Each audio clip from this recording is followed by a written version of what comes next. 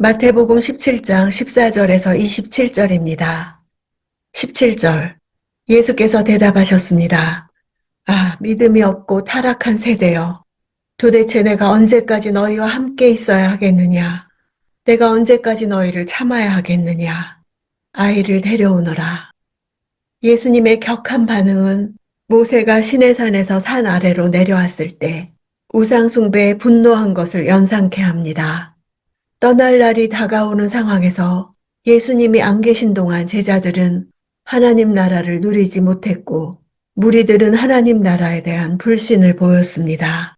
세대라 하심은 제자를 비롯한 무리들에게 하신 말씀인 것을 알 수 있습니다. 믿음이 없다는 것은 믿음이 전혀 없는 완전한 불신앙을 가리킵니다. 타락했다는 것은 거스르다는 뜻으로 진리에서 벗어나 잘못된 삶에 영향받는 것을 말합니다. 믿음이 없는 것과 타락하다는 것을 함께 말씀하신 것은 결국 그들의 불신앙은 진리를 귀담아 듣지 않고 마음을 돌이켜 진리를 거부하는 고집센 태도임을 보여줍니다. 18절. 예수께서 귀신을 꾸짖으시자 귀신은 아이에게서 나갔고 바로 그 순간 아이가 나았습니다. 아이의 근본 원인은 영적인 문제에 있었습니다. 악한 귀신의 지배 아래 있었기 때문입니다. 꾸짖는다는 단어의 뜻은 평가하다, 질책하다입니다. 아이에 대한 통제권을 가진 자의 정체에 대해서 세밀하게 파악하시고 내리는 처방입니다. 귀신의 세력을 정복하시고 세상을 지배하실 만유의 주되심을 나타냅니다. 20절. 예수께서 대답하셨습니다. 너희 믿음이 적기 때문이다. 내가 진실로 너희에게 말한다.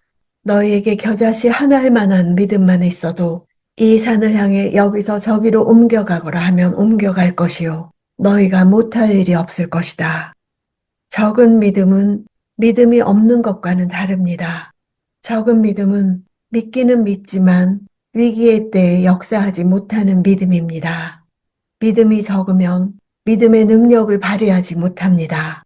믿음의 대상에 대한 지식, 곧 예수께 대한 지식이 적기 때문입니다. 제자들은 권세를 부여받았으나 그 권세를 행사하는 데에는 믿음이 필요했습니다. 믿음은 하나님의 능력을 이끌어들이는 힘입니다. 예수의 능력의 근원은 바로 이 믿음이었습니다. 믿음은 예수님이 안 계신 때라도 예수님과 연합을 유지하는 능력입니다.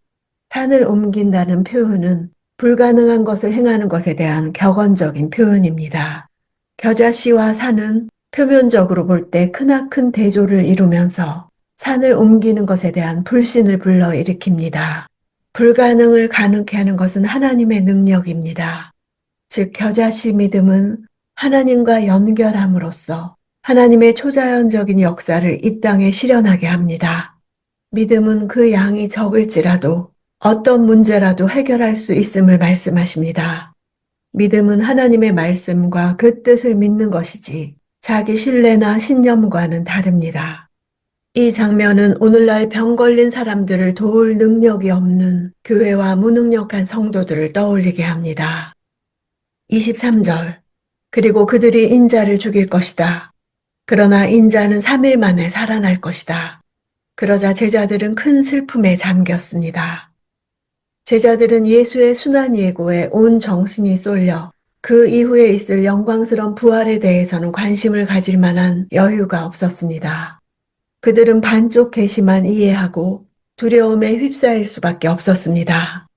부활신앙을 가질 때에야 슬픔이 기쁨으로 변할 수 있습니다.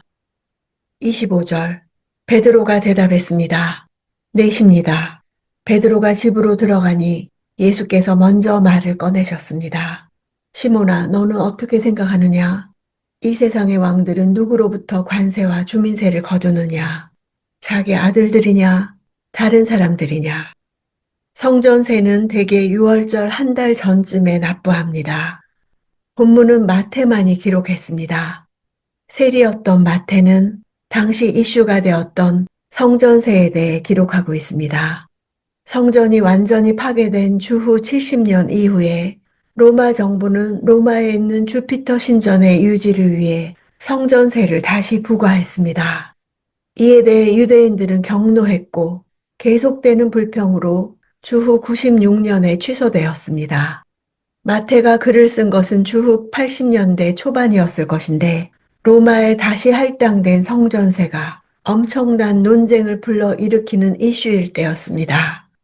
당시 남자들은 종종 길거리에서 강제로 옷이 벗겨지곤 했는데 이것은 그들이 할례받은 자로 세금을 낼 책임이 있는 사람인지 확인하기 위함이었습니다.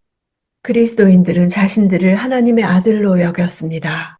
그들은 로마의 신전에 세금을 낼 필요가 없다고 느꼈습니다.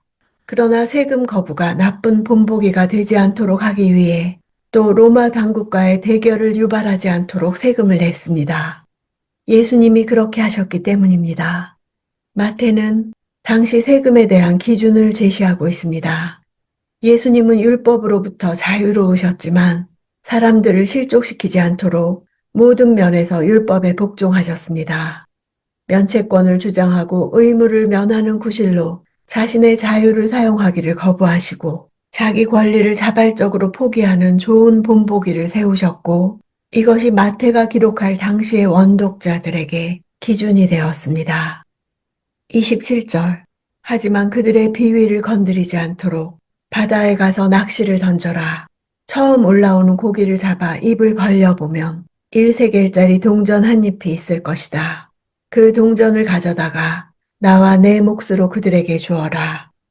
물고기 입에서 동전이 나온 이야기를 설화로 보지 않을 근거가 있습니다.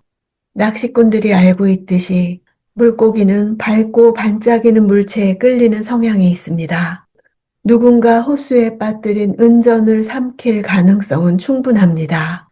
또한 베드로가 그런 물고기를 잡을 수 있는 것은 예수께서 주신 초자연적인 계시로 인하여서입니다. 예수님은 하나님의 아들로서 성전세를 내지 않아도 되지만 세상이 실족하지 않도록 세금을 내십니다. 다만 당신께서 하나님의 아들이심을 제자들에게 보이기 위해 낚시로 건져 올린 고기 뱃속에서 나온 한 세겔로 성전세를 내게 하십니다. 세상 세금은 통치자의 땅에서 수고해 얻은 결과물의 일부를 납부하는 방식인데 예수의 방식은 하나님의 섭리 아래 있는 것에서 거저 얻었습니다. 아들이 누리는 자유와 특권이 강조됩니다. 예수님은 아들의 특권에 베드로도 동참시키심으로 제자들 역시 세금 징수가 아닌 아들로서 세금의 면제의 대상임을 밝혀주신 것입니다. 변화산 위에서의 신비로운 경험을 하지 않은 산 아래는 귀신을 쫓아낼 권세가 있지만 그것을 사용할 믿음이 없어 질병으로 고통받는 그냥 우리의 일상입니다. 예수님의 물리적 부재로 제자들은 무능을 겪습니다. 앞으로 예수의 육체적 부재는 불가피합니다. 그러나 영광의 임재는 영원합니다.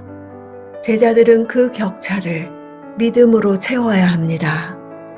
예수님의 십자가 고난만 생각할 때는 부활의 말씀이 들어오지 않습니다. 악한 영의 역사와 나의 고난과 치를 대가만 생각하게 됩니다.